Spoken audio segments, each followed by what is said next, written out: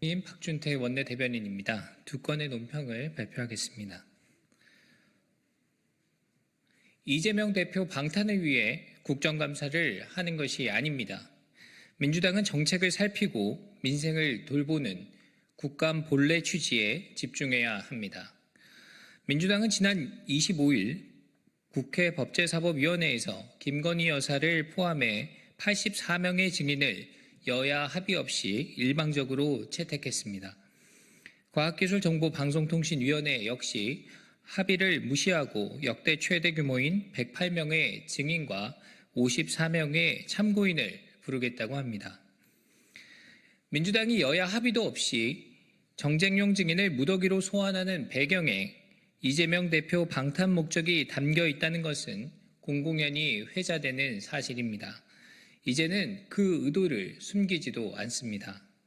민주당이 여야 합의도 없이 정쟁용 증인을 무더기로 소환하는 배경에 이재명 대표 방탄 목적이 담겨 있다는 것은 공공연히 회자되는 사실입니다. 이제는 그 의도를 숨기지도 않습니다.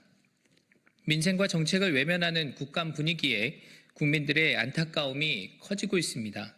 정쟁을 부추겨 이재명 지키기에 올인하려는 민주당의 행태에 과연 이들이 국민을 대표할 자격이 있는가라는 국민의 준엄한 꾸짖음이 확산되고 있습니다.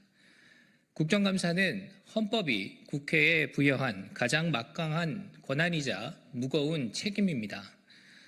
국민의 시각에서 행정부의 정책 방향을 점검해 부족한 점을 보완하고 바로잡는 것이 본연의 취지입니다. 여기에는 국가 발전이라는 일치된 목표 아래 여야가 함께 국민의 삶과 민생을 챙기라는 헌법 정신이 담긴 것입니다.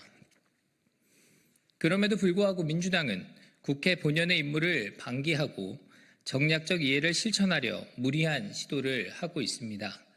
국회의 존립 이유를 위협하는 위험한 발상이자 국정감사의 취지를 왜곡하는 저급한 정치의 전형입니다. 정쟁을 부추겨 이재명 지키기 시즌2를 만드는 것은 국민의 바람에 어긋납니다. 국민들의 반발과 비판을 피할 수 없을 것입니다. 오직 민생 국감만이 국회와 정당의 존재 이유를 증명하는 유일한 길임을 명심하기 바랍니다.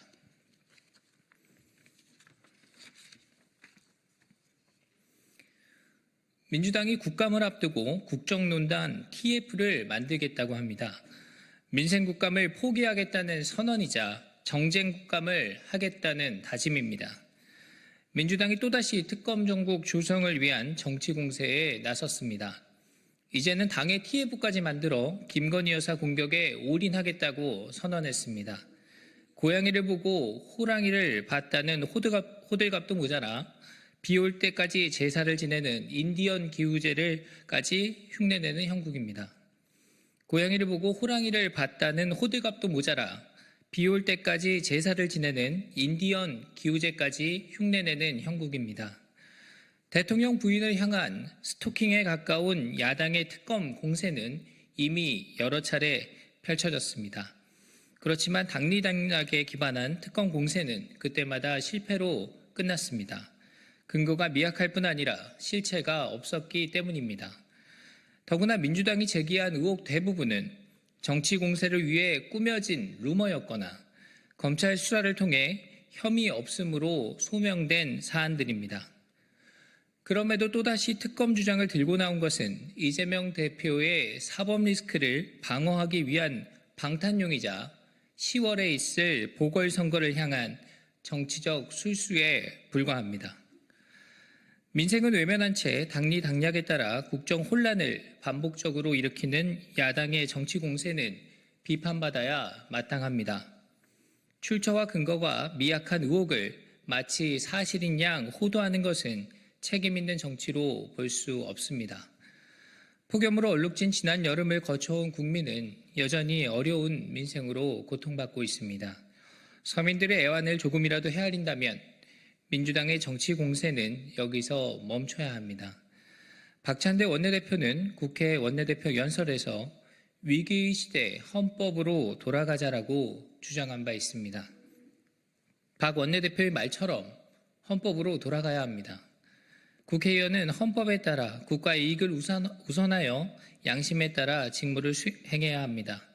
이재명 대표의 이익이 아닌 국익을 우선하고 민생을 살필 때입니다.